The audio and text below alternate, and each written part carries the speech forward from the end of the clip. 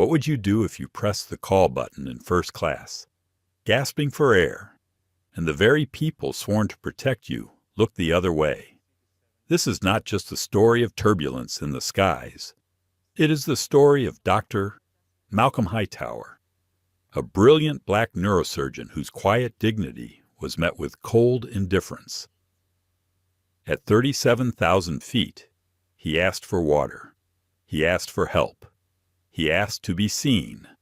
And yet, his pleas were dismissed until his body collapsed, leaving passengers in shock and the world demanding answers. Was it negligence or something far darker? Why did his life have to hang in the balance before anyone took him seriously? And what happened next that shook an entire airline to its core, rewriting the rules of aviation forever? This is not just about one man. This is about every person who has ever been told they do not belong, even when they had earned their place. Stay with us, because what unfolds on this flight will leave you questioning not just the system, but the silence that allows injustice to survive. If this story moves you, make sure to like, share, and subscribe so you never miss the stories that matter. Now, let's begin. The cabin lights were dimmed, a soft amber glow stretching across the rows of passengers who had settled into their long-haul flight. Somewhere over the Midwest, at 37,000 feet, the aircraft hummed with the steady rhythm of engines slicing through the night. The flight attendants moved gracefully up and down the aisles, collecting trays, offering refills, whispering politely to drowsy travelers. Everything seemed perfectly ordinary, until it wasn't. Row 2, Seat A. Dr. Malcolm Hightower shifted uncomfortably in his leather seat. A thin line of sweat had begun to gather at his temples, though the cabin air was cool. He pressed a hand to his stomach, willing the sharp pang to fade. Just nerves, he told himself. Maybe it was fatigue. He had been awake since dawn, juggling hospital rounds before catching this late flight east. But when the pain deepened, sharp as a knife, he knew something was wrong. He pressed the call button. A chime echoed softly. Passengers barely stirred. The nearest attendant, Heather Lawson, appeared a moment later. Her smile was polite, but her eyes were flat. Yes. Sir Malcolm leaned forward, his voice low but urgent. Something's wrong. My stomach. I feel dizzy. Please, water. Maybe a doctor on board Heather blinked, then tilted her head in an almost dismissive shrug. Sir, sometimes the food just doesn't sit right. Maybe take a deep breath. I'll check if I have some ginger ale. She didn't move. Malcolm's chest tightened. He tried to steady his breathing. The other passenger beside him, a broad-shouldered man in a tailored suit, shifted with irritation. Gregory Stanton had barely concealed his disdain since takeoff. He smirked now, shaking his head. Some people can't handle first class, he muttered, not even trying to lower his voice. The words cut sharper than the cramps twisting inside him. Malcolm closed his eyes. For years he had learned to swallow these barbs, to rise above them. But tonight his body wasn't cooperating. The pain escalated. A bead of sweat trickled down his cheek. His hands trembled as he fumbled for the armrest. The cabin blurred. He felt the floor tilt, though the plane remained steady. He pressed the call button again, more frantic this time. The chime rang louder in his head, a desperate alarm. Heather returned, irritation flickering across her face. Sir, I just spoke with the galley.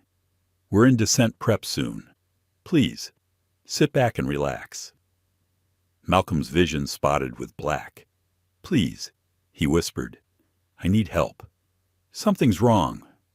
His voice cracked, breaking through the calm he always carried like armor. Passengers across the aisle began to notice. A woman leaned forward, concern etched across her face. "Excuse me, he doesn't look okay," she called out. Heather's smile grew tight, forced.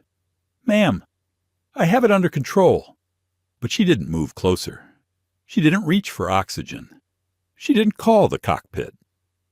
Malcolm gripped the tray table, breath shallow, chest rising in uneven bursts.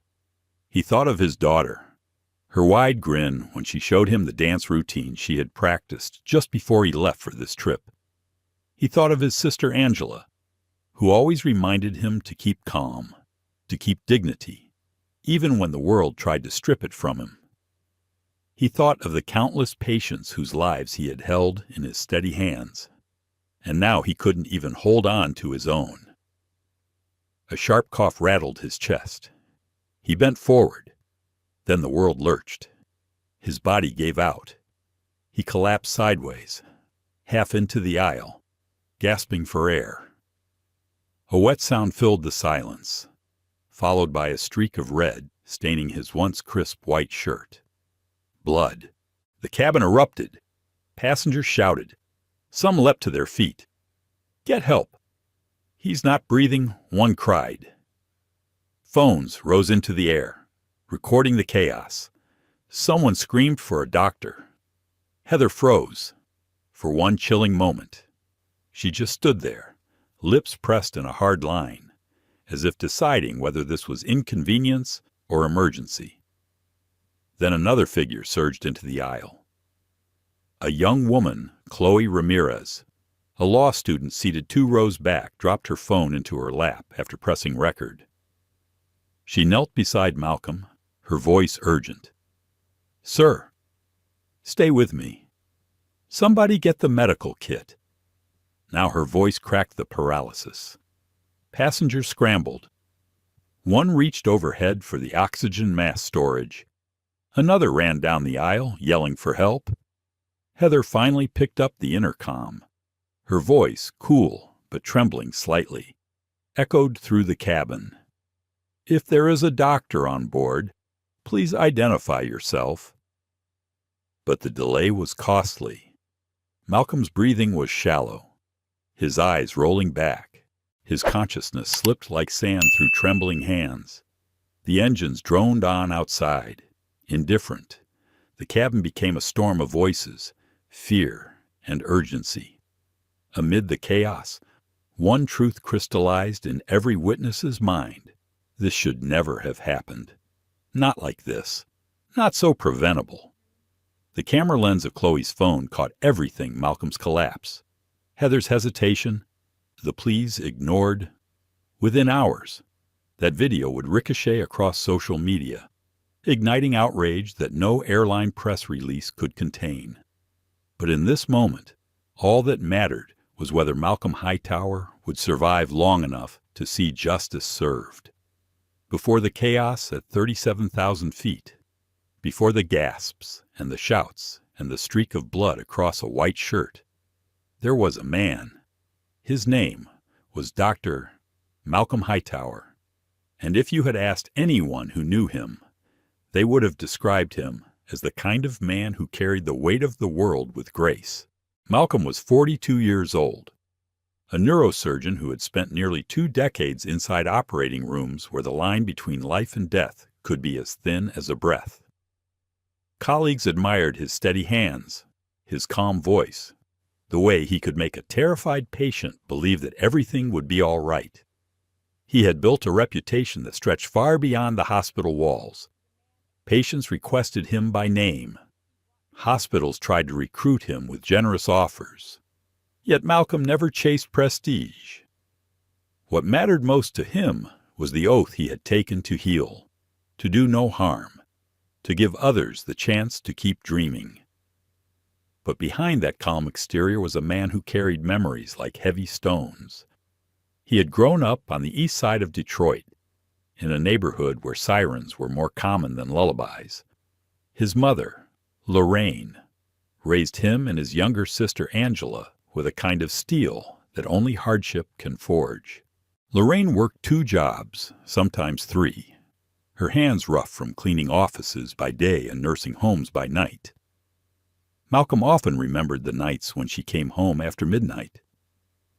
He would hear her drop her keys on the counter, sigh so deeply it sounded like the air itself was heavy, and then tiptoe into the bedroom to kiss her children's foreheads. She was exhausted, but she never let it show when she woke them for school the next morning. She insisted that Malcolm and Angela believe in something larger than survival. Your mind is your weapon, she would tell Malcolm. Learn how to use it, and no one can take it away from you. He took those words like scripture. By the time he was 16, Malcolm was spending more time in the library than on the basketball courts where his friends gathered. He loved anatomy books, loved the clean diagrams of the brain, the heart, the lungs. To him, they looked like maps of the human spirit. He dreamed of becoming a doctor, not for money, but for the power to fix what felt broken around him. Angela, 2 years younger, teased him for being the professor of the family, but she admired him. They studied together, and when Malcolm earned a full scholarship to college, Angela followed his footsteps into law. They were each other's anchors, a brother and sister bonded by fire. Now, years later, Malcolm had achieved everything his mother prayed for. A respected surgeon, a mentor to younger black medical students who saw in him a possibility they rarely encountered in textbooks. A father to a little girl who lit up his entire world. Her name was Maya, 8 years old, fierce and curious, with a laugh that sounded like sunshine breaking through clouds. Maya lived with her mother in Atlanta, but Malcolm made sure to be present for every milestone, every recital, every bedtime story he could manage between shifts. He had promised himself that Maya would never grow up doubting that her father loved her. The night before the flight, Malcolm sat in his apartment in Chicago packing a small suitcase, a crisp navy suit, a tie Maya had chosen for him last Father's Day, a loud blue pattern she insisted would bring him luck. He had a meeting scheduled in New York with a medical research foundation interested in funding his latest project, a program to provide free neurological care for underserved communities. It wasn't just work. It was his mission. As he folded shirts, his phone buzzed with an incoming call. Maya's face lit up the screen. He answered with a smile, already softening. "Daddy, guess what?" she squealed. "I learned the whole routine for the school recital." She showed him the dance steps, twirling around her bedroom in pink pajamas. He clapped through the screen, his heart swelling. "You're incredible. Baby girl," he said. "When I'm back, you'll show me the full thing in person. I wouldn't miss it for the world." After the call ended, he sat in silence for a moment, suitcase half packed. The pride was real, but so was the weariness. He thought of all the times he had been questioned at airports, treated like an intruder in spaces he had earned the right to be in. The sideways glances at conferences, the raised eyebrows when he introduced himself as a neurosurgeon. He never let it deter him, but sometimes he wondered how many invisible battles a man could fight before they left scars. No scalpel could ever repair. As dawn broke, he drove to the airport, music low, mind focused on the meeting ahead. He told himself it was just another flight, just another trip. But the unease lingered. At the terminal, he rolled his suitcase into the first-class check-in line. He had paid for his seat in full, the ticket confirmation glowing on his phone, yet when he approached the gate, the attendant, Brenda Kowalski, scanned his boarding pass with a practiced smile that faded the moment her eyes landed on him. "First class?" she asked, as if she needed confirmation. "Yes," Malcolm replied evenly. Her lips pressed thin. "Sir, I'll need to verify this with my supervisor." Passengers behind him shifted impatiently. Malcolm felt the heat of their stares. He kept his voice calm. "It's a valid ticket. My seat is 2A. Brenda disappeared into a side office, leaving him standing there, the only passenger in line treated like a potential fraud. After several minutes, she returned, cheeks slightly flushed. "You can proceed," she said curtly, without apology. Malcolm adjusted his grip on the suitcase handle. He wanted to push back, to call out the insult for what it was. But then he remembered Maya's smile, Angela's counsel, his mother's words. Dignity was his shield. He walked forward without looking back. On board. The cabin smelled faintly of leather and coffee. He placed his bag overhead, sank into 2A, and exhaled. He told himself to focus on the meeting in New York, on the foundation, on the lives he could change. He didn't know yet that his own life was about to be thrust into the center of a storm, because somewhere in that same cabin, biases were waiting, sharp as blades hidden beneath polite smiles. And before the night was over, Malcolm would learn just how dangerous indifference could be. The boarding process always felt like a performance, and Malcolm Hightower knew the choreography by heart. Lines of passengers snaked through the jet bridge, rolling bags bumping against ankles, boarding passes clenched in impatient hands. Flight attendants at the doorway smiled on cue, scanning tickets with quick beeps. Everyone understood the rhythm. Malcolm adjusted the strap of his leather briefcase as he stepped onto the jet bridge. He could hear the muffled hum of engines through the walls. For him, air travel was routine, but there was always a thin thread of unease. Airports had never been neutral spaces. Too many times he had been stopped, questioned, treated like he did not belong. When he reached the front of the line, Brenda Kowalski was waiting with her tablet. Her blonde hair was pulled into a bun so tight it looked painful. She greeted the man ahead of him with a wide smile, almost singing the words. "Welcome aboard, Mr. Stanton. Enjoy your flight." Gregory Stanton nodded, adjusting his designer watch before walking down the jet bridge. His cologne lingered behind him. Brenda's expression shifted the moment her eyes landed on Malcolm. The smile flattened, the warmth drained. She scanned his boarding pass and paused. Her brows furrowed as though the screen displayed something suspicious. "First class?" she asked, her tone edged with disbelief. "Yes." Malcolm answered evenly. His voice carried no irritation, though inside he felt the familiar sting. She tapped her screen again, slowly, too slowly. Passengers behind him shuffled, sighing. Brenda looked up, her lips pressed tight. "One moment. Sir, I just need to confirm something." Malcolm inhaled through his nose, steadying himself. He knew this routine. The implication was clear. He did not look like the kind of man who belonged in seat 2A.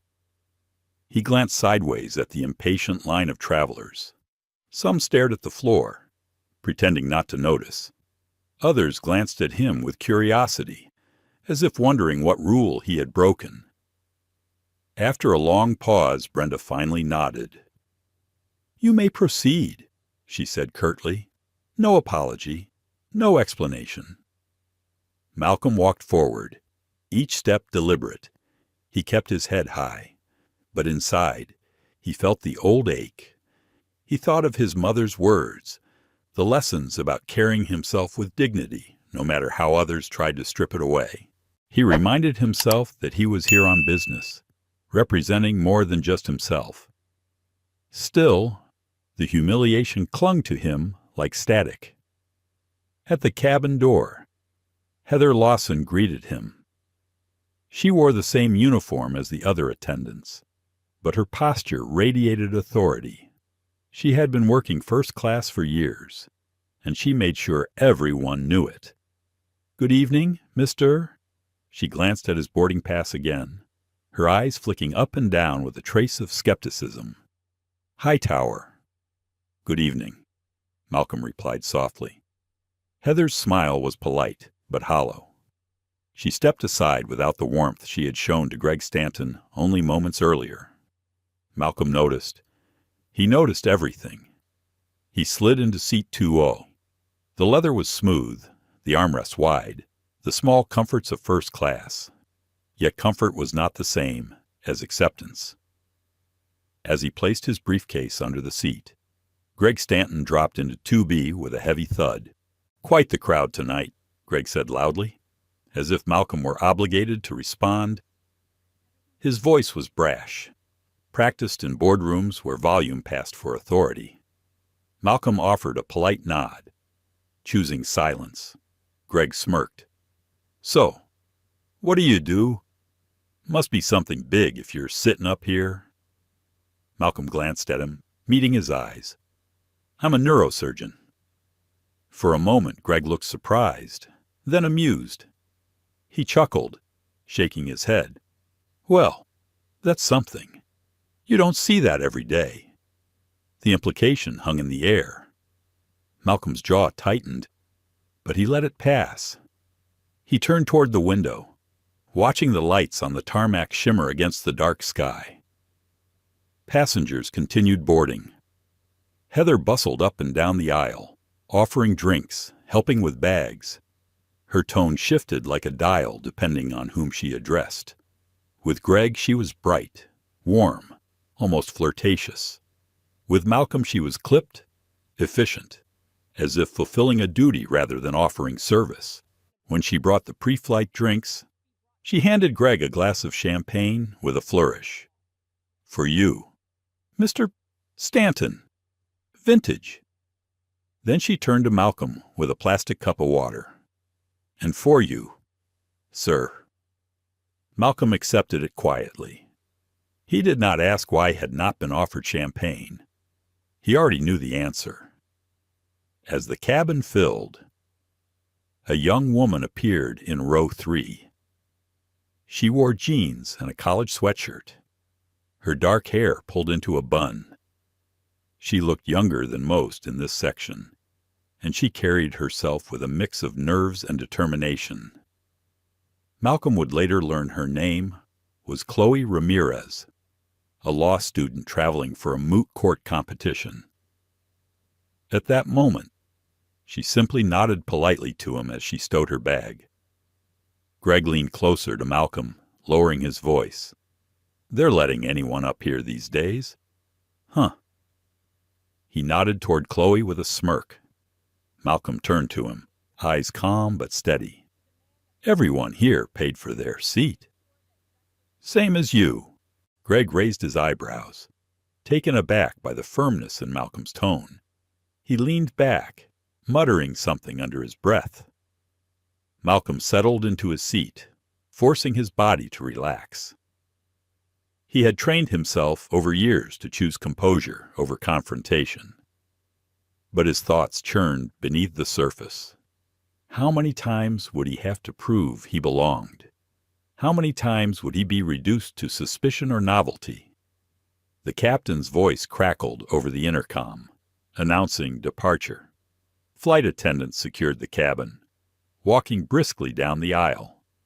Heather passed Malcolm without a glance, her smile reserved for others. As the plane began to taxi, Malcolm closed his eyes for a moment. He thought of Maya again, of the dance recital he had promised to attend. He thought of Angela, who would remind him not to shrink in the face of prejudice. He thought of the patients waiting for him, people whose lives depended on his skill, his steadiness. The engines roared, the plane lifted, and the ground fell away. Malcolm opened his eyes to the clouds outside his window. He told himself that once they landed, none of this would matter. It was just another flight, another set of small indignities he could tuck away. But deep down he felt the tension building, like pressure in a sealed cabin. He did not know that this journey would test more than his patience. It would test his life, his faith in justice, and the very systems meant to protect passengers in the air.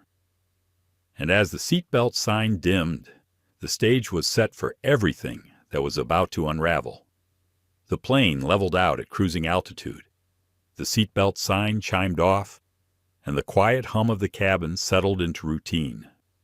Passengers reclined, loosened ties, unfolded newspapers, or flicked through glossy in-flight magazines.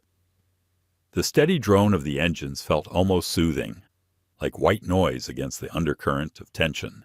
In seat 2A, Malcolm adjusted his posture, sliding the small pillow behind his lower back. He pressed his fingers together in a habit formed from years of surgeries, as if grounding himself in a ritual of calm.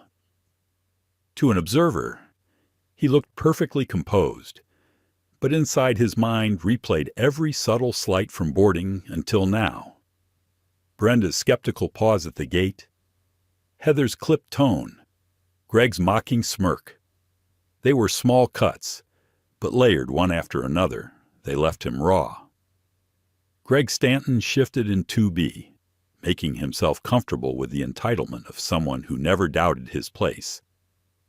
He loosened his collar, stretched his arms wide, elbows spilling into Malcolm's space without hesitation. "Tight quarters, huh," he said, though his tone carried no apology.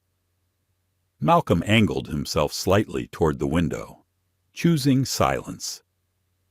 He had learned long ago that not every comment deserved a reply. But Greg wasn't finished. "So, Doc," he said, leaning closer, "you do brains, right? Cutting people open and all that?" "Yes," Malcolm answered simply. Greg chuckled. "Must be nice. Big paycheck, big respect. I bet you never have to worry about anything." Malcolm turned his head slowly, meeting Greg's eyes. "Everyone worries about something." Greg smirked, sipping his champagne. "Well, not me. I've built companies, sold them, made millions. Stress is for people who don't know how to win." Malcolm said nothing. He had no interest in measuring worth by dollars. Yet he felt the familiar push, the attempt to assert superiority, to remind him of his supposed place. He inhaled deeply, steady and quiet. Heather approached with her service cart, her smile warming immediately when she saw Greg. "Another glass of champagne for you, Mr. Stanton." "Absolutely," Greg said, handing over his empty flute. She poured generously, the bubbles rising in delicate streams. Then she turned to Malcolm, her expression flattening. "Water." Sir Malcolm glanced at the rows behind him, where other first-class passengers were being offered wine or cocktails. He looked back at Heather. "A glass of red wine, please."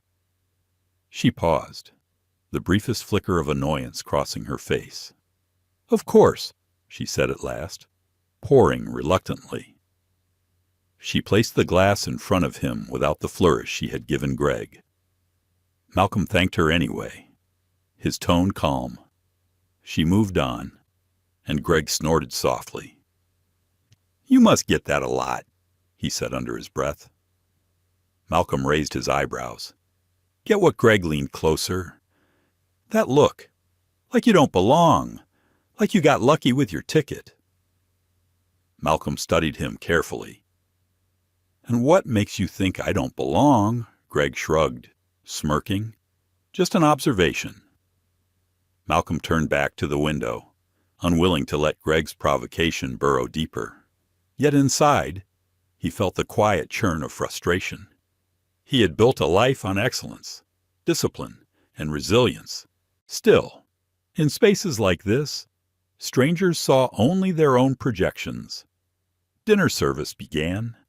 The scent of roasted chicken and grilled salmon drifted through the cabin. Heather returned with plates, her voice bright once more for Greg. "Mr. Stanton? We have filet mignon tonight, cooked medium rare as requested." She placed the dish before him with practiced grace. Greg smiled broadly. Perfect. Thank you. Then Heather turned to Malcolm. And for you, sir, the fish entree. Malcolm frowned slightly. I had requested the beef when I booked my meal. Heather's smile was thin. We ran out. He glanced at Greg's perfectly cooked fillet, then at the other passengers receiving their choices. Something in the air shifted, the faint scent of spoiled fish rising as she set the plate down. The salmon looked pale, the edges dry. Malcolm hesitated, instincts bristling. Still, he forced a polite nod. Thank you. Heather moved on without another word. Greg speared a piece of steak, juices running across his plate. Now that's how you do first class, he said between bites. Malcolm stared at his plate. He lifted his fork, cutting into the salmon. A faint sourness rose, subtle but unmistakable. His stomach clenched with warning. For a moment he considered refusing it.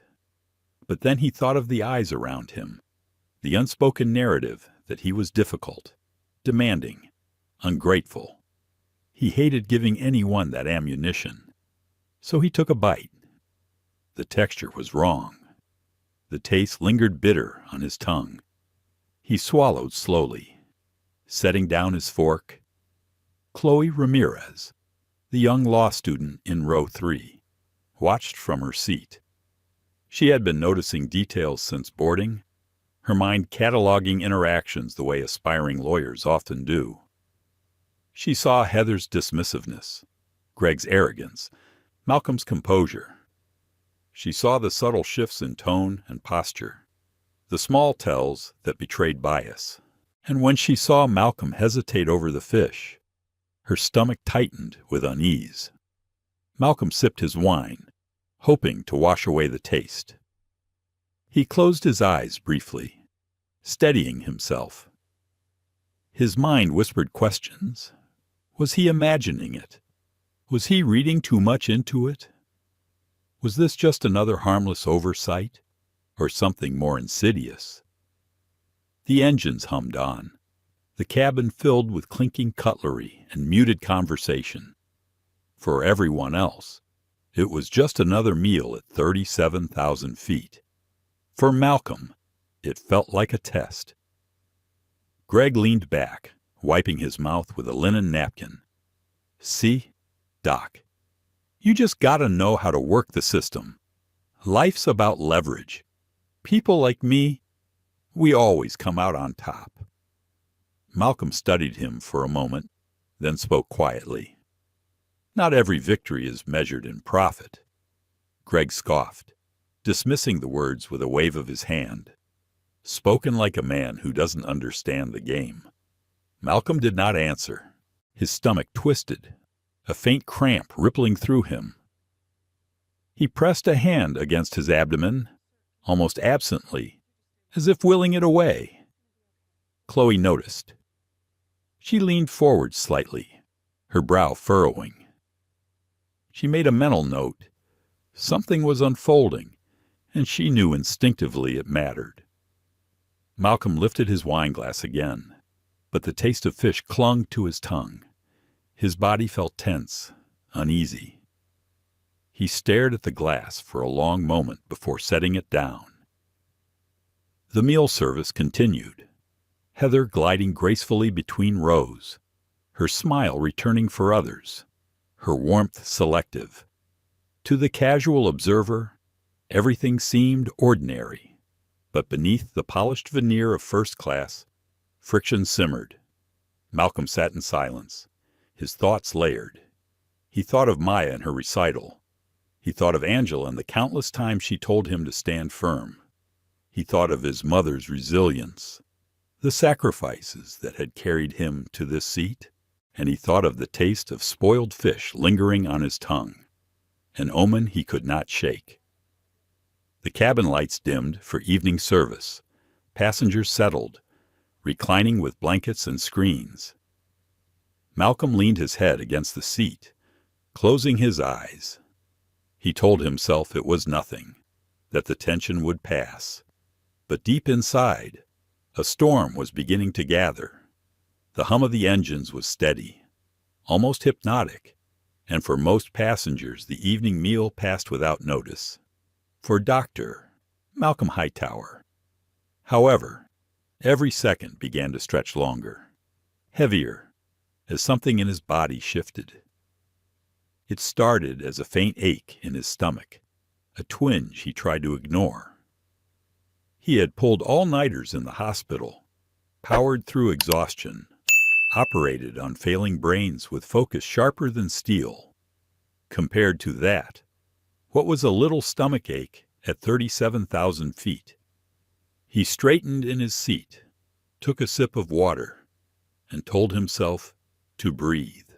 But the ache deepened, twisting like a knot pulled tighter with every breath. He pressed a hand against his abdomen, willing it away. His forehead felt damp. He glanced down at the linen napkin folded across his lap and noticed small beads of sweat dripping onto the fabric. Greg Stanton, beside him, was still savoring his fillet. He noticed Malcolm shift uncomfortably and smirked. "Not sitting right with you? Doc should have gone with the steak." Malcolm didn't answer. He leaned back, closed his eyes for a moment, and tried to steady his breathing. He felt the strange sourness rising in his throat, the bitter aftertaste of the fish that clung no matter how much water he drank.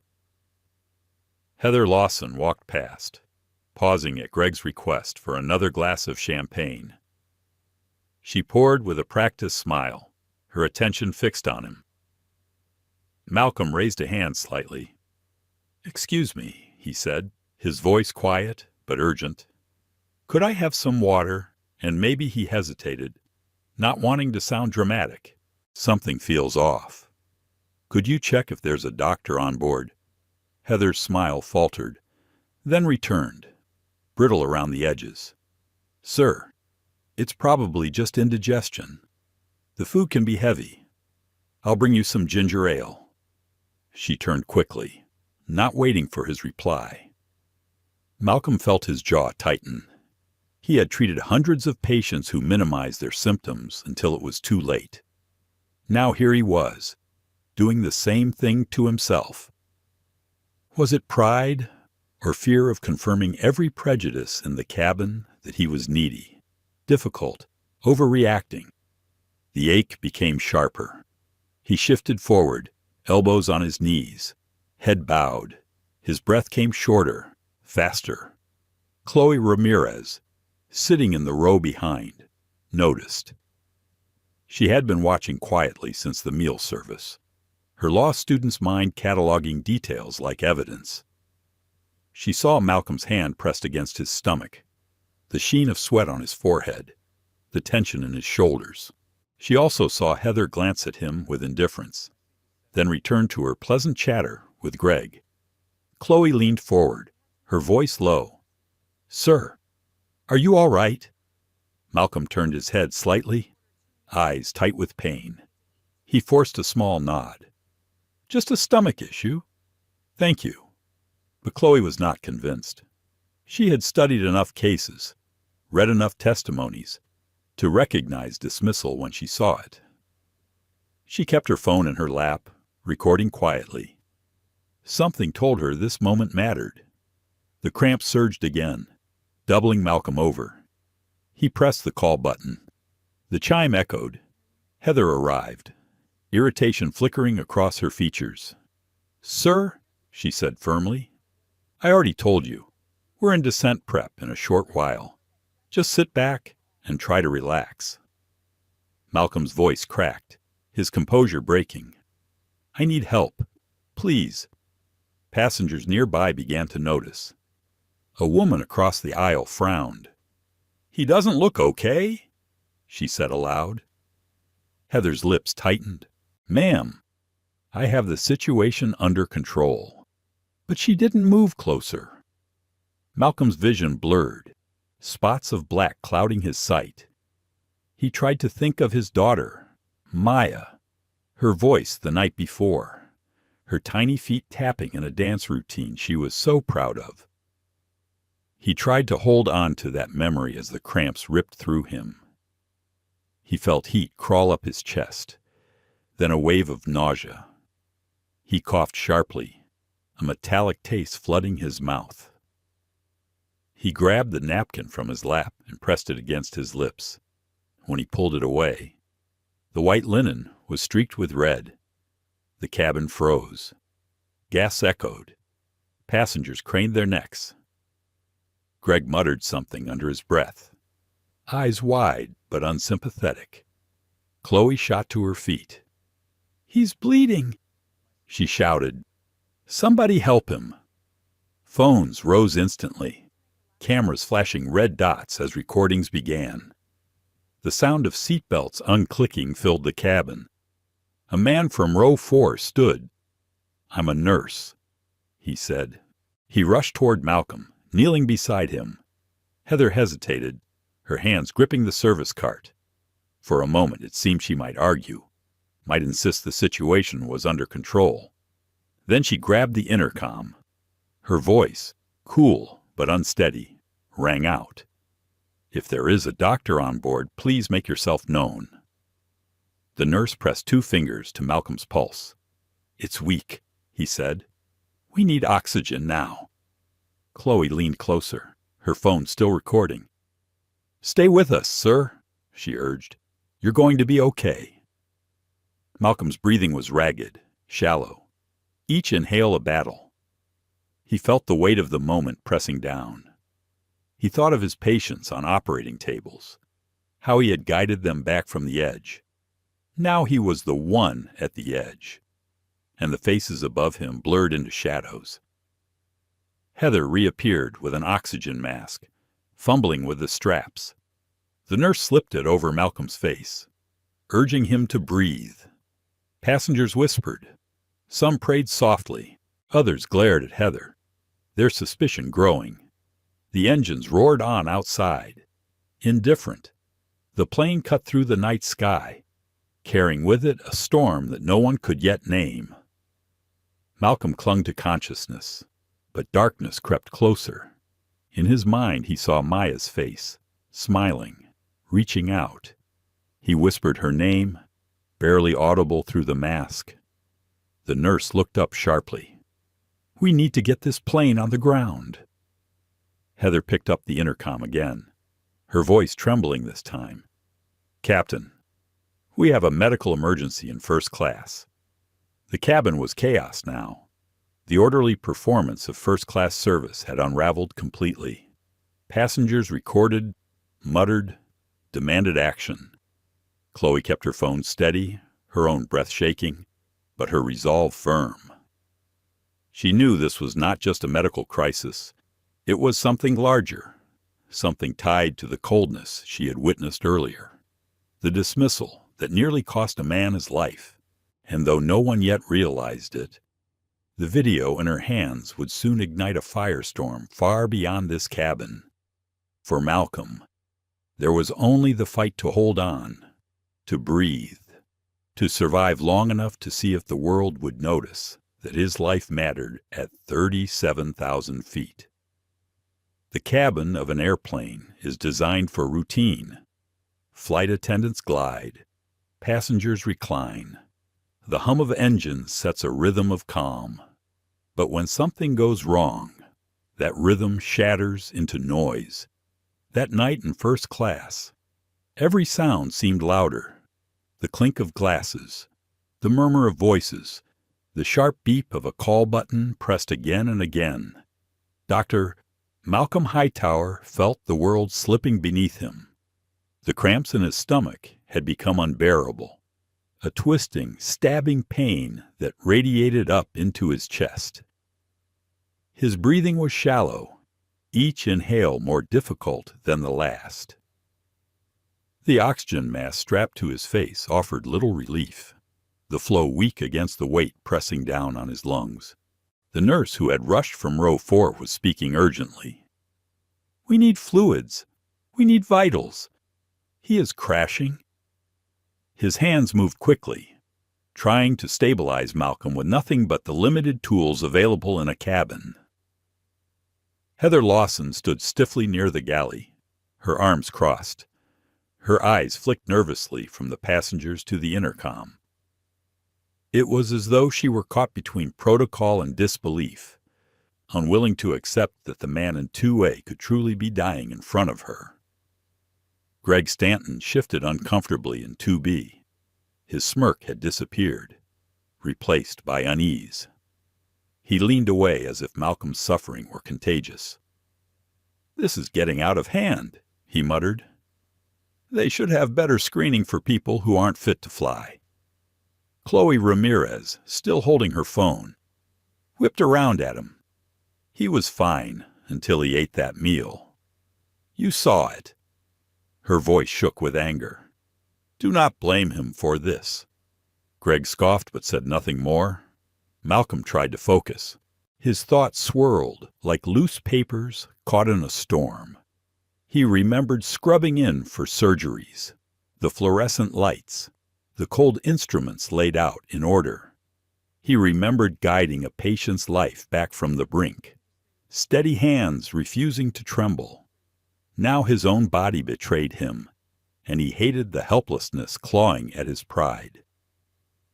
The nurse pressed the oxygen mask tighter to Malcolm's face. "Stay with me," he urged. "You are going to make it." Malcolm wanted to believe him, but the darkness edging his vision felt heavy, unstoppable. Around the cabin, passengers rose from their seats. A woman began praying softly in Spanish. A man argued loudly with Heather. "Why didn't you call for help sooner? He could have died already." Heather's face flushed.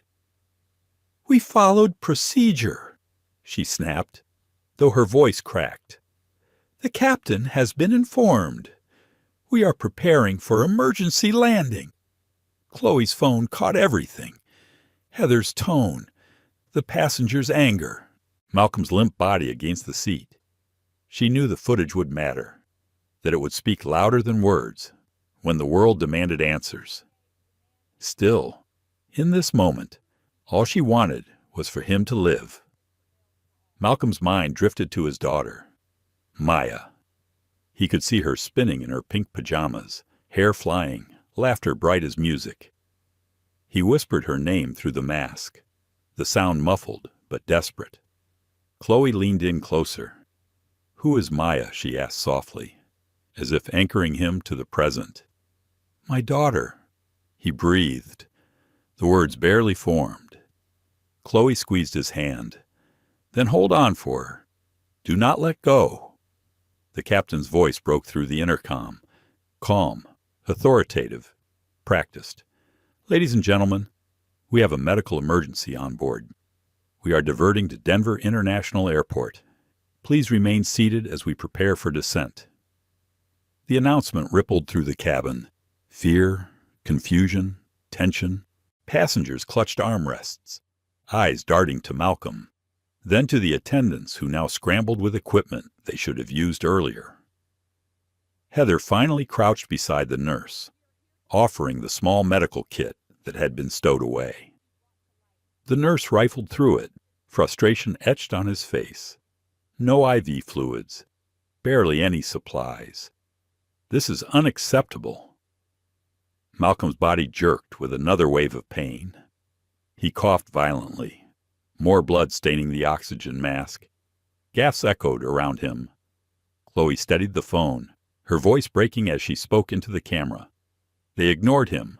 He begged for help, and they ignored him. The engines changed pitch as the plane began its descent. The cabin tilted slightly, overhead bins rattling. Malcolm felt the shift in gravity, the weight pressing him deeper into the seat.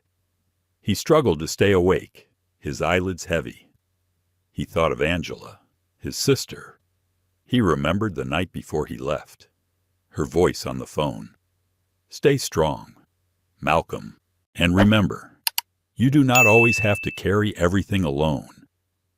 He wanted to tell her she had been right, that strength was not always enough. The nurse checked his pulse again. "It is weak, but he is still with us," he announced loudly, perhaps to reassure the others as much as himself. Passengers began murmuring, some offering prayers, others cursing the airline. A man in business attire shook his head. Unbelievable. In first class, no less. If this is how they treat him, what hope is there for the rest of us? Heather looked pale now, her earlier confidence stripped away. She clung to the service cart for balance as the descent grew steeper. Malcolm's body sagged. He drifted in and out of consciousness. Each time his eyes fluttered open, he saw fragments of faces leaning over him. Chloe's determined eyes, the nurse's firm jaw, Heather's strained expression, then darkness again. The plane trembled as it hit turbulence. Gas filled the air, overhead bins rattling louder. Malcolm felt himself sliding, weightless for a moment, before the seatbelt pulled him back. His chest burned. He coughed again, weaker this time. Chloe leaned in, her voice urgent but soothing. "Stay awake. Dr. Hightower, you are almost there. Just a little longer." He wanted to answer her, to assure her he was fighting, but his lips barely moved. The descent seemed endless. The nurse kept pressure on Malcolm's chest, monitoring each shallow breath. Passengers whispered, some cried softly. The atmosphere was thick with fear, injustice, and disbelief that a man so accomplished, so dignified, could be brought so low simply because help had been denied when it mattered most. Finally, the landing gear thumped beneath the cabin. The flaps extended. The engines roared. The plane touched down hard on the Denver runway, tires screeching. Gasps of relief mingled with sobs. "Stay seated," Heather's voice called over the intercom. Though few listened, the urgency of the moment outweighed protocol. The plane taxied to a halt. Through the windows, flashing red and blue lights approached. Ambulances and emergency vehicles surrounded the aircraft like sentinels. As the door opened, paramedics rushed aboard with stretchers and equipment. They moved quickly, efficiently, taking control from the stunned flight crew. The nurse stepped back, relief flashing in his eyes. Malcolm was lifted carefully, the oxygen mask still strapped to his face. His chest rose faintly, but his pulse remained fragile. Passengers craned their necks, some applauding weakly as if their encouragement might carry him through. Chloe followed close behind, her phone still recording, her eyes blazing with determination. She knew this was not just a story about one man's survival. It was about what had been allowed to happen in the first place. As Malcolm was carried down the aisle, the cabin fell silent. The weight of what had just unfolded pressed on every witness. They knew they had seen more than a medical emergency. They had seen indifference exposed, prejudice laid bare at 37,000 feet, and none of them would ever forget it. The cabin doors opened to a rush of cold night air. Emergency vehicles lined the tarmac, their flashing lights painting the fuselage in red and blue. Paramedics stormed inside with equipment slung across their shoulders, their voices urgent and commanding. "Where's the patient?" one asked, though his eyes had already locked onto the limp figure in 2A. Dr. Malcolm Hightower lay strapped to the seat, oxygen mask fogged with shallow breaths. His skin looked gray under the harsh cabin lighting. The nurse who had helped him stepped aside quickly, relief softening his features as professionals took over. "Male, early 40s, the nurse reported. Severe abdominal distress, vomiting blood, weak pulse, possible food poisoning, but worsening rapidly. Paramedics slid Malcolm onto a stretcher with practiced precision. His head lolled to the side, eyes half open. The oxygen mask stayed in place as they secured IV lines and checked vitals. Passengers leaned into the aisle, whispering prayers.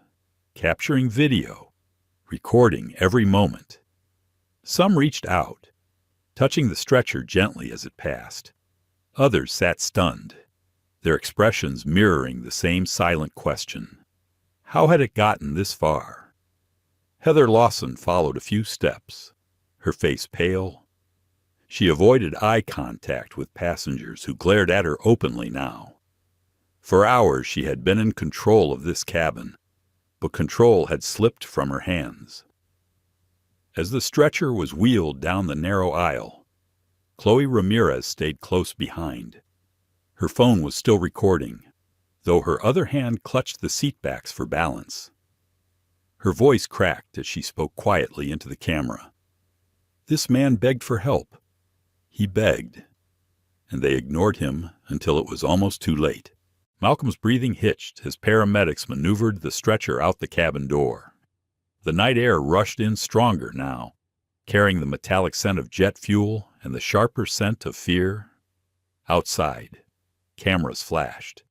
News outlets had already been alerted to the emergency landing. Smartphones recorded from the windows of the terminal.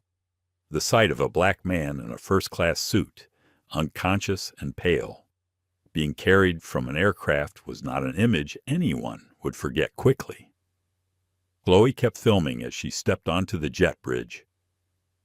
Paramedics loaded Malcolm into an ambulance, lights strobing against the night. The doors slammed shut, and the siren wailed as the vehicle sped off toward Denver General Hospital. Passengers trickled into the terminal, some shaken, others angry. A woman in her 50s spoke to a reporter who had rushed to the gate. He was asking for help. We all heard him. They treated him like he was exaggerating, like he wasn't worth the effort. If it weren't for the nurse and that young woman, he could have died right there in his seat. Greg Stanton lingered nearby, his phone in hand, face tight with irritation. When pressed by another passenger, he muttered, "Look, people get sick on flights all the time. This is being blown out of proportion." His words only fueled the anger of those around him. Meanwhile, Chloe sat on a bench near the gate, uploading her video. Her hand shook as she typed the caption, "Passenger in first class begged for help," was ignored until he collapsed. This is what happened at 37,000 feet. She attached the hashtags instinctively. No Justice Fire 4-2A. No Malcolm Hightower. War Flight 247. The video spread with a speed that startled even her. Within minutes, retweets flooded her notifications. Comments poured in disbelief, anger, sorrow. The clip showed Malcolm pressing the call button, Heather dismissing him, the blood staining his shirt, the panic in the cabin. It was undeniable, raw, impossible to explain away. By the time the ambulance reached the hospital, the video had been shared by civil rights activists, journalists, and celebrities. News alerts buzzed on phones across the country. Medical emergency on Atlantic Sky Airlines flight raises questions of bias. At the airline's headquarters, phones rang nonstop. Public relations teams scrambled to draft statements. Executives gathered in a conference room, eyes glued to the viral footage playing on screens. The CEO, Robert Thornton, leaned forward, jaw tight. What exactly happened on that plane? No one had an answer he wanted to hear. Back at the hospital, Malcolm was wheeled into the emergency department. Doctors and nurses swarmed, hooking up monitors, drawing blood, rushing him through scans. The diagnosis was severe food poisoning, compounded by internal bleeding from violent retching. He was stable for the moment, but the prognosis was uncertain. Angela Hightower received the call in Chicago just after midnight. Her phone vibrated on the nightstand, pulling her from restless sleep. She answered groggily, then froze as the voice on the line explained what had happened. Her brother collapsed. Emergency landing. Intensive care. She sat up, heart pounding. "I am on the next flight," she said firmly. Her voice trembled only after she hung up. In the terminal at Denver, passengers continued giving statements to local police and reporters. Many replayed the same story: a man asked for help, was dismissed, collapsed, nearly died.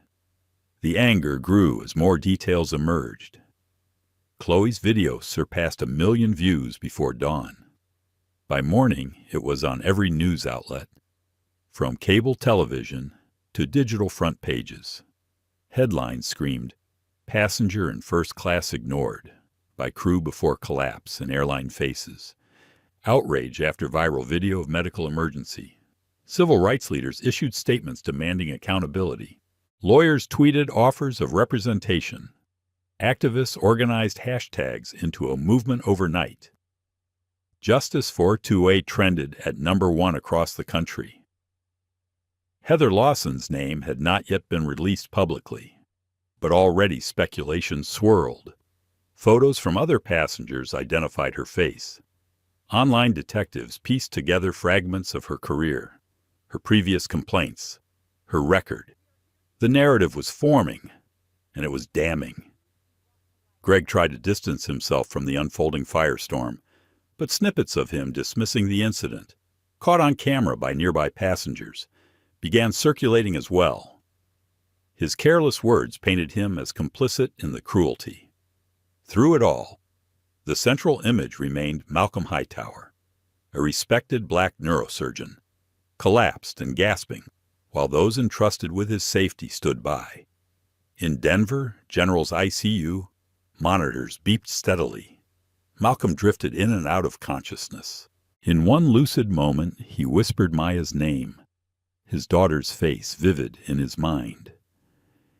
He wondered if she would ever know how close he had come to vanishing from her life in the span of a single flight. Back on social media, strangers posted messages of support, praying for Dr. Hightower. This cannot go unpunished. We see you, and we will not stay silent. By morning, the airline could no longer contain the storm. Robert Thornton prepared to face cameras, but no statement could erase what millions had already witnessed with their own eyes. The world had seen indifference at 37,000 feet. Now it demanded justice. By sunrise, the video of Dr. Malcolm Hightower's collapse had been played on every major news network in America. Clips looped endlessly, Malcolm pressing the call button, Heather Lawson brushing him off, the moment he coughed blood onto his white shirt. Commentators debated, panelists argued, anchors raised their eyebrows in disbelief. In living rooms across the country, people asked the same question. How could a man beg for help in first class, surrounded by professionals trained for emergencies, and be ignored until his life slipped through their fingers? At Atlantic Sky Airlines headquarters in Atlanta, the atmosphere was frantic. Executives crowded into the glass-walled boardroom, coffee cups scattered like chess pieces across the table. Screens at the front displayed live news coverage. The ticker at the bottom of the screen scrolled with a headline that made every stomach in the room tighten. Atlantic Sky faces scrutiny after viral flight video. CEO Robert Thornton leaned forward, his silver hair perfectly combed, his tailored suit immaculate. His voice, however, carried the tension of a man watching his empire shake. "We need a statement," he said. "Something that calms this down before it escalates." A vice president of communications cleared her throat. "We can say Dr. Hightower had a pre-existing medical condition. Emphasize that our crew followed protocol. If we make it sound like an unfortunate incident unrelated to service, we can limit liability."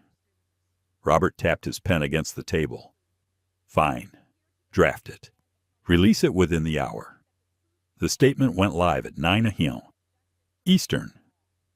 Atlantic Sky Airlines confirms that Flight 247 diverted due to a passenger's medical emergency. Our crew followed established safety procedures. We extend our thoughts to the passenger and his family. The response was immediate and furious. Social media exploded. followed procedures. We all saw the video, one tweet read. Another post gathered hundreds of thousands of likes.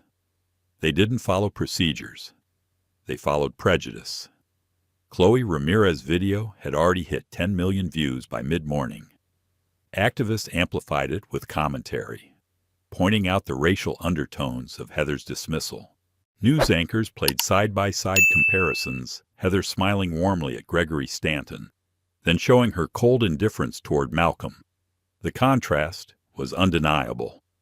At Denver General Hospital, Angela Hightower arrived, exhausted but fierce. She hurried through sterile hallways until she found the ICU. Behind the glass, her brother lay motionless, tubes and monitors keeping him tethered to life. She pressed her hand against the window, her reflection merging with his pale face. A doctor explained his condition, careful but honest, severe foodborne illness, complicated by dehydration and delayed intervention. He was stable but critical. Angela's jaw set. She had spent her career fighting injustice in courtrooms, but now it was personal. She turned to the reporters waiting outside the ICU and spoke with clear conviction. "My brother asked for help. He was ignored. This is not just a medical failure. This is racial bias with life or death consequences. And we will not be silent." Her words spread like wildfire. Clips of her statement were replayed across networks, clipped into viral tweets, quoted by activists. The story was no longer just about one man's collapse. It was about a system. By late afternoon, a storm gathered online. People began sharing their own stories of discrimination while flying. Hashtags multiplied. Justice for 2A was joined by flying while black. Former flight attendants tweeted about internal cultures of bias. Then came the leak. An anonymous email landed in the inboxes of several journalists. Attached was an internal Atlantic Sky document titled Passenger Value Index. The file detailed how passengers were ranked based on a secret algorithm that factored in spending history, loyalty status, and a controversial category perceived customer profile reliability.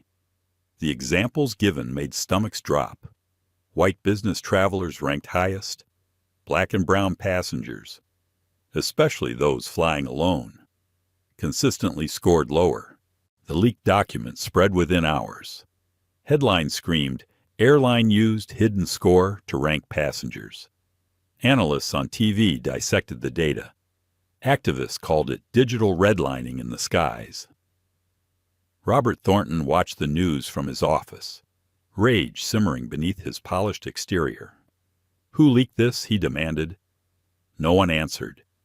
His empire was unraveling faster than he could contain it. Meanwhile, in Denver, Chloe sat in the hospital cafeteria, exhausted but glued to her phone. She scrolled through messages from strangers thanking her for recording. Some called her brave. Others begged her to keep speaking out. She posted again, her words steady. "This is bigger than one man. This is about every time someone is dismissed because of the color of their skin. We all saw what happened. Now we demand change." Her post went viral instantly. Inside Malcolm's hospital room, machines beeped softly.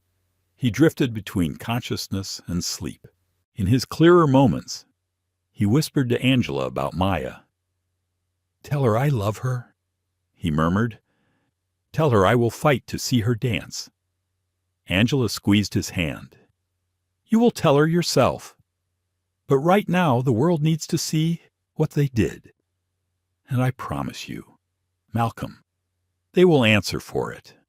Back at headquarters, Robert Thornton tried damage control. He sat for a live interview, his polished smile straining. "Our airline values diversity and inclusion. This was a tragic incident, but our crew acted professionally." The interviewer interrupted him, holding up a printed copy of the leaked Passenger Value Index. Mr. Thornton, can you explain why this document shows racial bias embedded in your customer ranking system? Robert's face froze. The cameras caught every flicker of discomfort. His denial was weak, his words rehearsed. Viewers saw through him instantly. By evening, lawmakers were calling for investigations. The FAA announced an inquiry into Atlantic Sky's practices. Civil rights organizations prepared lawsuits. Angela began drafting legal strategies with colleagues who flooded her inbox offering help. The story dominated headlines for days. Protesters gathered outside Atlantic Sky offices, holding signs that read, "Justice at 30,000 feet and we fly. We deserve respect." Inside his hospital room, Malcolm stirred. His body was weak, but his spirit flickered alive when he saw Angela by his side and news clips playing softly on the TV. For the first time since the collapse, he realized the truth. His suffering had not been ignored. It had ignited something larger than himself. He whispered through dry lips, barely audible, "Make it matter." Angela leaned close, her eyes fierce.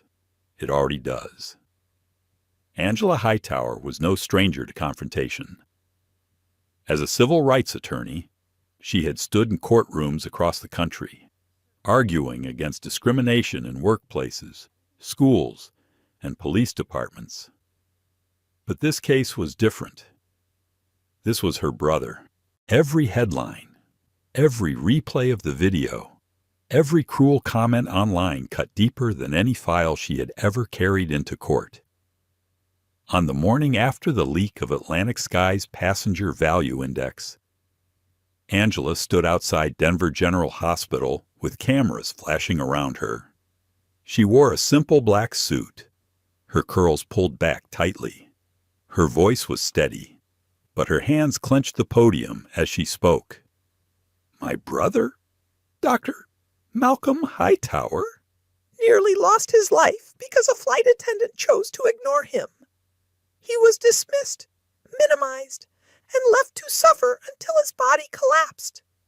That was not an accident. That was bias in action.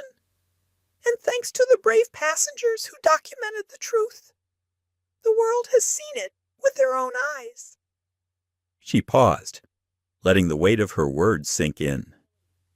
"Today, we are filing suit against Atlantic Sky Airlines, demanding accountability not just for my brother, but for every passenger who has been treated as less than human." The crowd erupted in cheers and chants. Reporters shouted questions, microphones thrust forward. Angela stepped back, her resolve etched on her face. Inside the hospital, Malcolm watched the coverage on television. His body was still weak, his voice faint, but a small smile tugged at his lips. He had never been comfortable with the spotlight, yet he felt a quiet pride knowing his sister was carrying his fight when he could not. Federal investigators arrived in Denver that same week. Agents from the FAA and FBI met with passengers, reviewing statements and gathering evidence. They spoke to Chloe Ramirez, who handed over her raw video files. She sat in the sterile interview room, her phone buzzing nonstop with notifications, and described everything she had seen. He pressed the call button. He asked for water. He asked for help. She brushed him off. "I recorded because I knew no one would believe it if there wasn't proof." The agent nodded gravely. "You understand this footage is central to the case. It shows negligence, and it shows motive." Chloe swallowed hard. It shows something worse than negligence. It shows indifference. Other passengers testified too.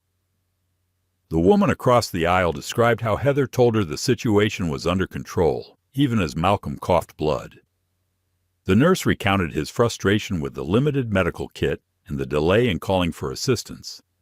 Their accounts matched, painting a picture of systemic failure and personal prejudice.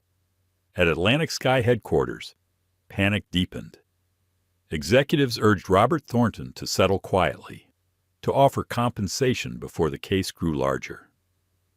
But Robert resisted, convinced the company could weather the storm with strong lawyers and careful messaging.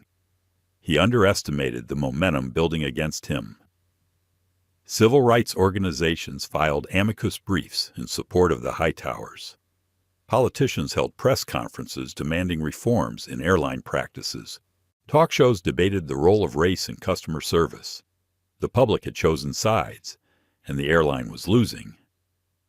Angela worked tirelessly, drafting legal documents late into the night. Her office filled with boxes of depositions, medical records, and printed screenshots of viral tweets. Her colleagues urged her to pace herself, but she felt no choice. She had promised Malcolm she would not stop. One evening, she sat beside her brother's hospital bed, papers spread across her lap. Malcolm stirred, opening his eyes. His voice was raspy but clear. "You are working too hard." Angela smiled faintly. "You taught me that we do not stop until the job is done." He reached weakly for her hand. "Just promise me you are doing this for more than me." She squeezed his fingers gently. "I am doing this because the next man who presses a call button might not have a sister with a law degree. I am doing this because Maya deserves a father who comes home. And I am doing this because no one should be ranked as less worthy of help because of their skin." Malcolm's eyes welled, and he nodded slowly. The case formally began 2 weeks later. The courthouse in Denver was surrounded by reporters, protesters, and supporters carrying signs. "Justice for Malcolm. We fly. We matter." Angela walked up the courthouse steps flanked by her legal team. Cameras flashed like lightning. Inside, the courtroom buzzed with anticipation. The airline's attorneys sat stiffly at their table, stacks of binders in front of them. Across the aisle, Angela adjusted her notes, her heart steady but pounding with the weight of responsibility. When the judge entered, the room fell silent. The case was officially underway. Chloe testified first. She sat tall in the witness box, her voice clear though her hands trembled slightly. The video played on the large screen behind her. The courtroom watched as Malcolm pressed the call button. Heather brushed him off, and chaos erupted. Gas filled the air. Even the jury shifted uncomfortably, some exchanging glances that spoke volumes. The airline's lawyers tried to undermine her credibility, suggesting she was biased, that she wanted attention. Chloe's eyes flashed. "I did not record for likes. I recorded because I saw a man being ignored when he needed help. If I had put my phone down, maybe none of us would be sitting here. But you cannot deny what is on that screen." Next came the nurse. His testimony was clinical, professional, devastating. He described Malcolm's vital signs, the lack of proper medical equipment, the wasted time. "Every minute matters," he said firmly. "The delay could have killed him." Angela rose to cross-examine Heather Lawson herself. Heather sat at the witness stand, her uniform replaced by a dark suit, her posture rigid. Angela's voice was calm but sharp. "Ms. Lawson, do you recall Dr. Hightower pressing the call button?" Heather hesitated. "Yes." "Do you recall him asking for water? Asking for a doctor?" "Yes." "And did you provide him with water?" Heather's lips tightened. "Not immediately." "Why not?" Angela pressed. Heather shifted uncomfortably. He did not appear critical at that moment. "I believed he was exaggerating." The courtroom murmured. Angela leaned forward. "Exaggerating? A man who nearly died before your eyes, who coughed blood onto his shirt. You believed he was exaggerating?" Heather's face reddened. That was before he collapsed. Angela's voice sharpened. And if he had died before he collapsed, would you still call it exaggeration? Heather faltered. Silence filled the room. Angela turned to the jury. Bias does not always scream. Sometimes it whispers. Sometimes it looks like hesitation. Sometimes it looks like indifference. But when a man is denied help because someone decided he was less believable, less worthy, that bias becomes deadly. The jurors' faces were solemn. The impact was clear. As proceedings stretched into days, the airline's defenses crumbled further. The leaked passenger value index was admitted into evidence. Experts testified about its discriminatory impact. Former employees came forward with stories of subtle instructions to prioritize certain profiles. By the end of the first week, it was no longer a question of whether the airline would be held accountable. The question was how severe the judgment would be. Outside the courthouse, crowds grew larger each day. Families shared their own stories into microphones. Activists demanded federal legislation. The movement had grown beyond Malcolm's case. It had become a reckoning inside the ICU. Malcolm continued to recover slowly. He followed news updates from his bed, his hand often clasped in Angela's when she returned each night. He knew she carried the fight not just for him, but for something far greater.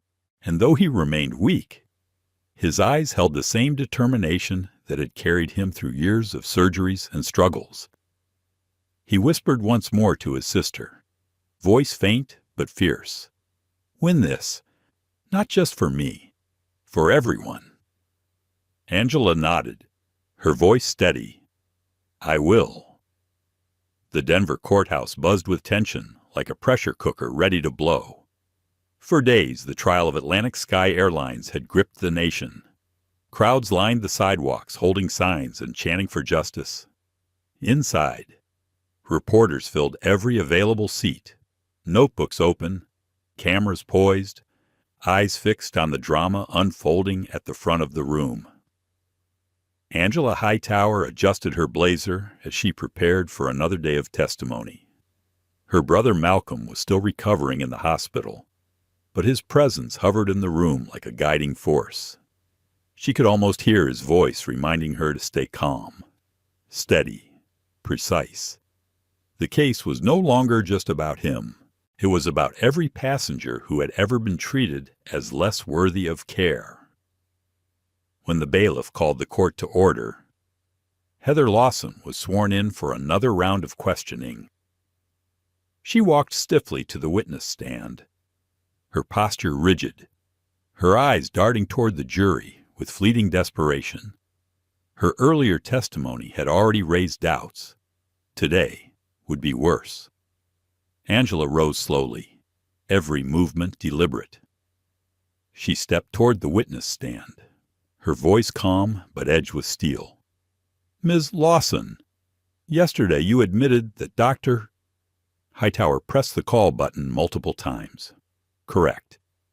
Heather nodded reluctantly. "Yes, and you admitted he asked for water and for a doctor." "Correct, yes." Angela's gaze sharpened. "And yet you did not provide him with water, nor did you call for medical assistance until he collapsed." Why? Heather hesitated, her lips tightening. He did not appear to be in immediate danger. In my judgment, he was exaggerating his discomfort. Angela let the silence linger, letting the jury absorb the words. Then she stepped closer. "Tell me, Miss Lawson, when a man is sweating, clutching his stomach, gasping for air, pressing the call button again and again, what part of that looks like exaggeration?" Heather's voice rose defensively. "We see passengers all the time who overreact. Upset stomachs, anxiety attacks, air sickness. I followed my experience." Angela's tone cut sharper. "Your experience, Miss Lawson, or your assumptions? Did you dismiss Dr. Hightower because he was black? Because you assumed his pain was not serious? because you believed his word carried less weight than others. The courtroom stirred with murmurs. The judge banged the gavel once for order. Heather's face flushed red. "No, I did not," Angela pressed harder. "You smiled at Mr. Stanton. You poured him champagne with a flourish. You gave him your full attention. Meanwhile, Dr. Hightower, a paying passenger in first class, was handed spoiled fish and indifference. Do you deny treating them differently?" Heather's mouth opened, closed, then opened again. I was simply following service protocol." Angela turned toward the jury, her voice rising with passion. "Protocol does not explain selective kindness. Protocol does not excuse indifference when a man is pleading for help. Bias is not always loud. Sometimes it hides in hesitation, in disbelief, in the choice to look away until it is too late." The jurors' eyes were fixed on Heather now, their expressions grim. The damage was done. Next came Robert Thornton, the CEO of Atlantic Sky Airlines. He entered the courtroom flanked by lawyers, his polished appearance unshaken, but his eyes betraying the fatigue of a man under siege. He raised his hand, swore the oath, and sat stiffly in the witness chair. Angela approached with quiet authority. "Mr. Thornton, as CEO, do you approve the policies that govern how passengers are treated?" "Yes," he said firmly. "And are you familiar with the Passenger Value Index?" "The document leaked from your company's internal systems." Robert's jaw tightened. "I have been made aware of it." Angela raised a printed copy, bold letters highlighted. "This document ranks passengers not only by spending history, but by so-called customer reliability profiles.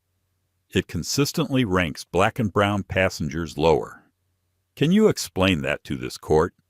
Robert shifted, his voice carefully rehearsed. "The system was never intended to discriminate. It was a business tool to prioritize frequent flyers and loyal customers." Angela's eyes narrowed. "Then why do we see patterns where race correlates directly with lower scores? Why do passengers like Dr. Hightower, a man who has flown dozens of times for his work as a neurosurgeon, receive skepticism instead of service?" Robert cleared his throat. "I cannot speak to individual cases." Angela stepped closer, her voice resonant. "You cannot, or you will not."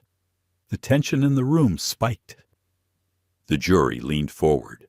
Reporters scribbled furiously. Robert tried to maintain composure, but his silence spoke volumes. Angela turned to the judge.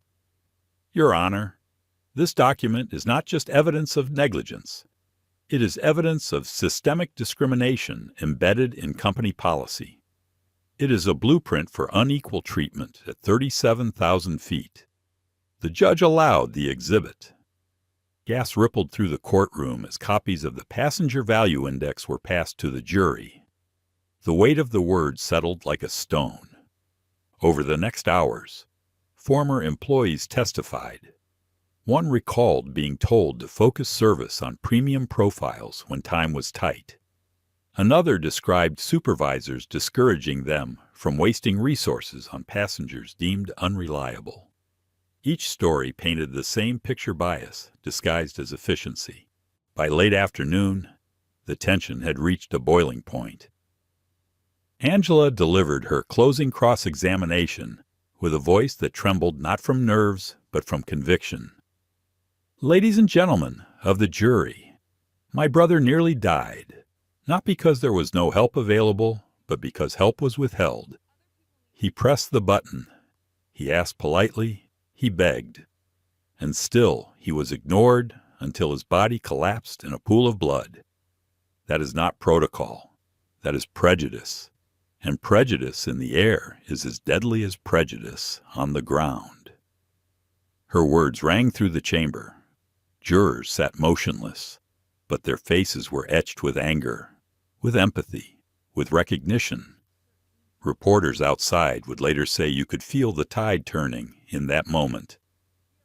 As the gavel struck to adjourn for the day, Angela returned to her seat, exhausted but unbroken.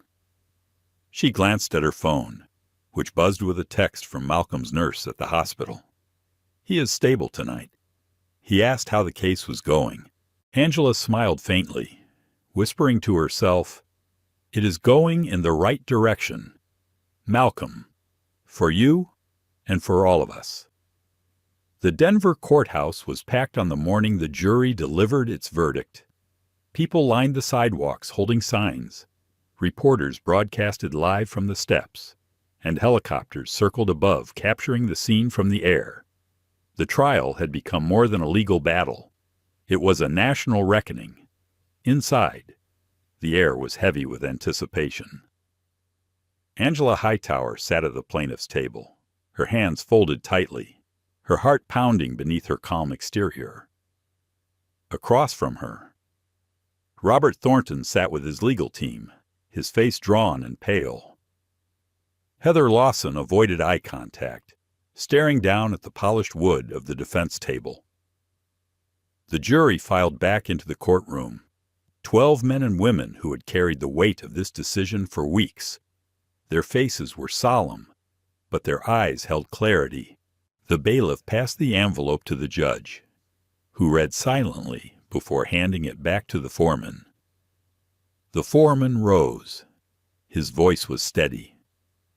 In the case of Hightower versus Atlantic Sky Airlines, we, the jury, find the defendant guilty of negligence and discrimination resulting in life-threatening harm. We award damages to the plaintiff in the amount of $200 million in compensatory damages and $800 million in punitive damages. The courtroom erupted. Gasps, sobs, cheers. Reporters scrambled for their microphones, broadcasting history in real time. Angela closed her eyes, exhaling a breath she had been holding for months. Tears welled as she reached for the hand of her co-counsel. Heather Lawson sank back into her chair, her face ashen. Robert Thornton clenched his jaw, his empire collapsing with the sound of the verdict. The judge's gavel struck sharply. "Order in the court." The noise quieted, but the energy still buzzed like electricity. Angela rose slowly.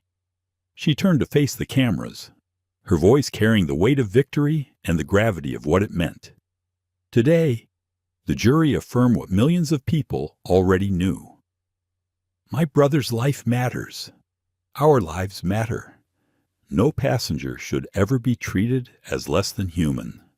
Justice has spoken, and change must follow. Her words were replayed on every news broadcast that night. Commentators declared it a landmark case, the largest settlement ever awarded against a commercial airline. Civil rights leaders called it a turning point in the fight for equity in air travel. Within days, Robert Thornton resigned as CEO under immense pressure from shareholders and the public. His replacement, a woman named Carol Whitman, promised sweeping reforms. She appeared on national television, her tone humble. Atlantic Sky Airlines failed, Doctor. Hightower and failed our passengers. We will implement comprehensive reforms, from mandatory anti-bias training to transparent passenger service policies. We are committed to rebuilding trust. But the changes went far beyond one airline. The FAA announced new federal regulations requiring airlines to standardize medical training for crews, expand onboard medical supplies, and enforce strict anti-discrimination policies. Lawmakers in Washington introduced the Hightower Aviation Justice Act, a bipartisan bill aimed at ensuring equal treatment for all passengers. The bill passed with overwhelming support, its signing televised with Angela and Malcolm standing beside the president at Denver General Hospital. Malcolm watched the coverage from his bed, his daughter Maya perched beside him. Her small hand clasped his, her eyes wide as she saw her father's name appear in bold letters across the screen. "Daddy," she whispered, "they are talking about you everywhere." Malcolm smiled faintly, his voice soft. "They are not just talking about me, Maya. They are talking about what is right."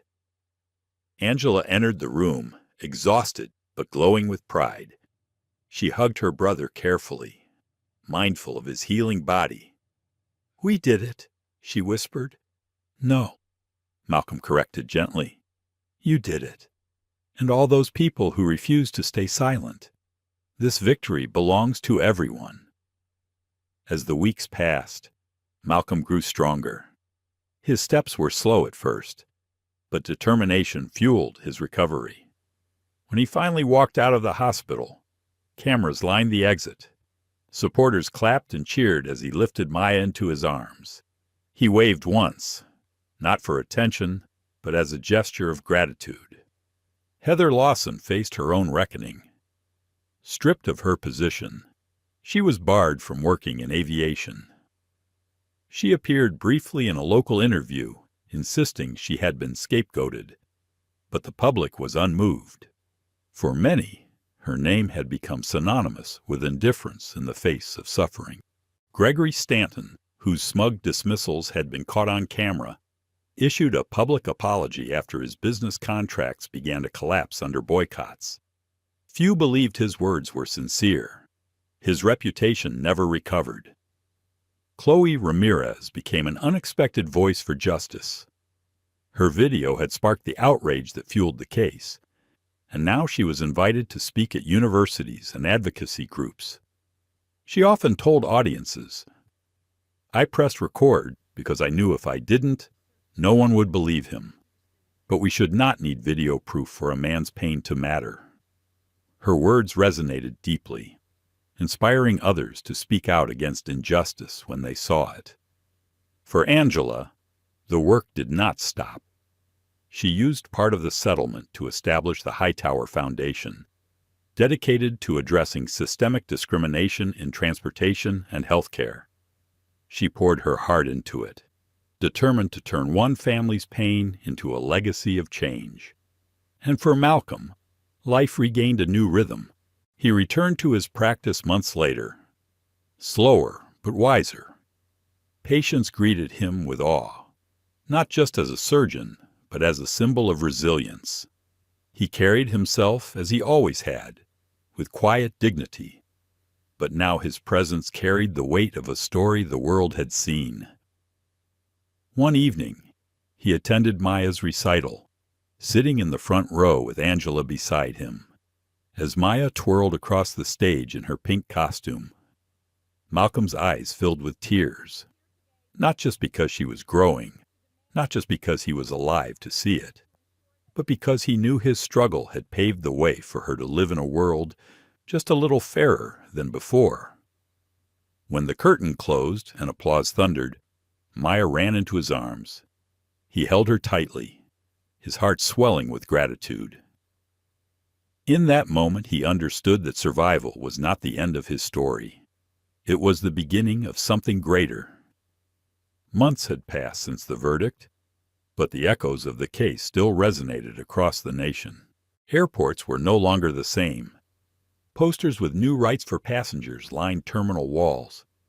Flight attendants now received extensive training in cultural sensitivity and medical readiness. Airlines scrambled to prove they were not the next Atlantic Sky, rolling out reforms with press conferences and glossy brochures. The Hightower Aviation Justice Act had become law. News anchors called it one of the most significant reforms in aviation since the era of deregulation. The legislation required expanded medical kits on every flight, stronger oversight of crew training, and a clear, enforceable ban on discriminatory service practices. For the first time, airlines faced real penalties not just for safety violations, but for violations of dignity. Dr. Malcolm Hightower returned gradually to his life. His body carried scars from the ordeal, but his spirit seemed sharpened by survival. He resumed surgery slowly, his hands steady, his eyes more thoughtful than ever. Patients greeted him not just as a doctor, but as a symbol. Some thanked him for his courage. Others simply looked at him with quiet respect. Yet Malcolm never sought heroism. In quiet moments, he still replayed the night on the plane, the bitter taste of the fish, the ache in his stomach, the call button unanswered, the blood on his shirt. These memories returned like shadows, but he refused to let them define him. Instead, he let them remind him of why he fought to heal, why dignity mattered, why survival was not just for himself, but for others who might one day press the same call button. Angela poured herself into the foundation that bore their family name. The Hightower Foundation quickly became a national voice, challenging systemic inequities in transportation and healthcare. She spoke at universities, in courtrooms, on television panels. Her voice carried authority not just because she was a lawyer, but because she was a sister who had fought for her brother's life in front of the world. Chloe Ramirez graduated from law school with honors. She credited the trial as the moment that crystallized her purpose. Her video had sparked outrage, but it was her testimony that gave it weight. She joined the Hightower Foundation as a young attorney, determined to make her career about more than herself. I pressed record because I knew people would doubt what I saw. She often said at events, but now I work so that no one's pain needs proof to be believed. Heather Lawson faded from public view. She moved out of state, away from the spotlight that had once seemed to promise glamour, but had instead delivered infamy. Her name was remembered, but never fondly. Some saw her as the face of indifference, a warning of what happened when prejudice clouded duty. Gregory Stanton's businesses collapsed in slow motion. Contracts dissolved. Investors pulled out. His name became shorthand for arrogance in the face of suffering. He released apology after apology, but the public had already judged him.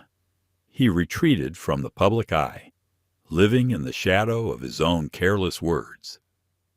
As for Robert Thornton, the once powerful CEO, he disappeared into retirement, stripped of the empire he had built. He issued no public statements, no memoirs, no apologies. History had written its verdict, and it was harsher than any court could have delivered. But the story was not about their downfall. It was about resilience. One autumn evening, Malcolm and Angela visited their mother's grave in Detroit. The cemetery was quiet, leaves crunching beneath their feet. Maya skipped between the rows, her laughter carrying softly in the breeze. Angela placed flowers at the headstone, her hand brushing the engraved name. She would have been proud, Angela said softly. Malcolm nodded. She always told us to use our minds as weapons. I never thought it would mean this kind of battle. Angela looked at her brother, her eyes wet but shining. You fought with your life. I fought with the law. And together, we gave her words meaning. Maya ran back to them, wrapping her arms around Malcolm's waist. Daddy, she said, did you win? Malcolm knelt so his eyes were level with hers. I am alive. That is winning.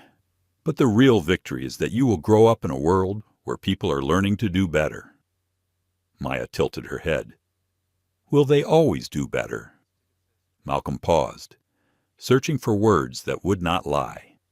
Not always, but enough people now know what happens when they do not.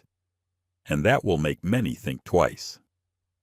As the sun dipped below the horizon, the family stood together, a silhouette of survival and strength. Later that night, Malcolm sat on his porch, the city humming quietly beyond. He opened his journal, something he had started during recovery. He wrote not as a surgeon, not as a victim, but as a man reflecting on the thin line between life and loss. He wrote about the pain, yes, but more about the faces that saved him. The nurse who ran forward without hesitation, the young woman who pressed record when others looked away, his sister who carried his fight into a courtroom, his daughter whose name kept him tethered when darkness closed in. He closed the journal, whispering into the night, "Make it matter." And it had. The world would remember the case of the man in 2A, not just as a viral story, but as a turning point.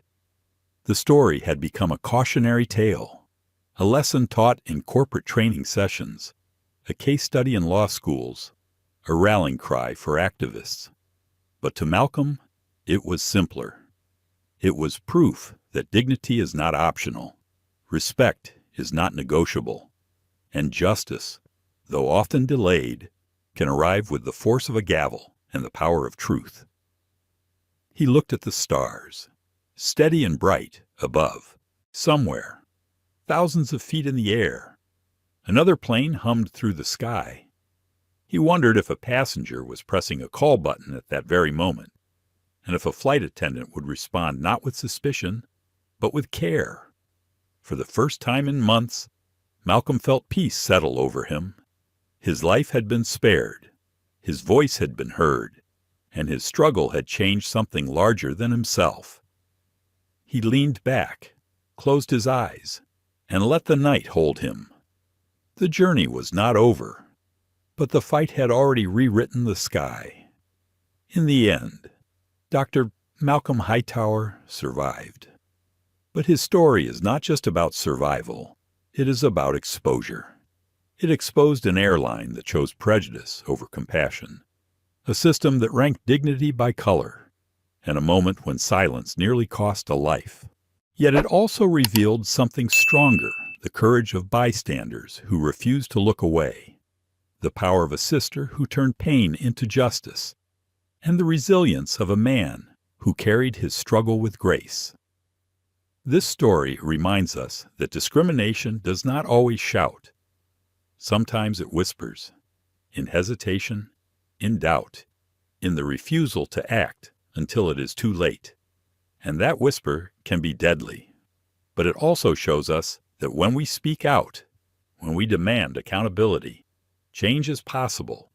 Laws can shift, policies can reform, and lives can be protected. May we carry this story as both a warning and a promise that dignity in the skies and on the ground must never be negotiable. If this journey touched you, please like, share, and subscribe. Because together, we can keep telling the stories that challenge, inspire, and demand a better tomorrow.